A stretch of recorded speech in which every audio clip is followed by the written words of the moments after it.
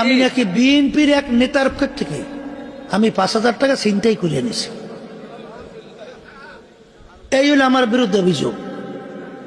আমার ভাই ফয়জুল করিম, আবুল খায়ের, জিয়াউল করিম, মোসাদ্দেক মাদানি, আমার ভাই সাইফুল, এইবার আরো অনেক।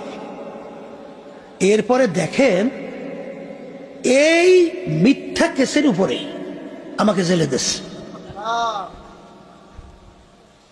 জেলে দিয়া ম্যাজিস্ট্রেট আমাকে 5 বছর সাজা দিয়ে দিচ্ছে। কোন দেশে আছে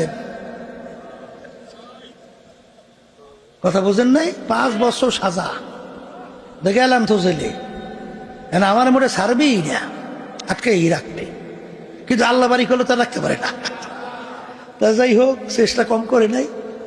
এরপরে আমরা তো হাইকোর্ট থেকে বিভিন্ন কায়দায় জামিন টামিন আনছি। ওরা আবার করছে কি, হেইজারে ভাঙছে, তখন বিভিন্ন ক্ষমতায় ভাইঙ্গে আবার সুপ্রিম কোর্ট সিঙ্গেল বেঞ্চ দিয়া আবার সাজা বহল।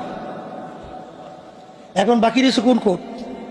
সুপ্রিম কোর্ট ফুল বেঞ্চ, 5 জন বিচারক বসাই। ও সুবহানাল্লাহ, যেই বিচারক আমাদের ওই সাজা বহল রাখছে, কয়েকদিন পরে এই বিচারক প্রধান বিচারপতি হয়ে গেছে। এখন আমাদের যদি আপিল করতে হয় তার কাছে। এখন বিপদে শেষ আছে।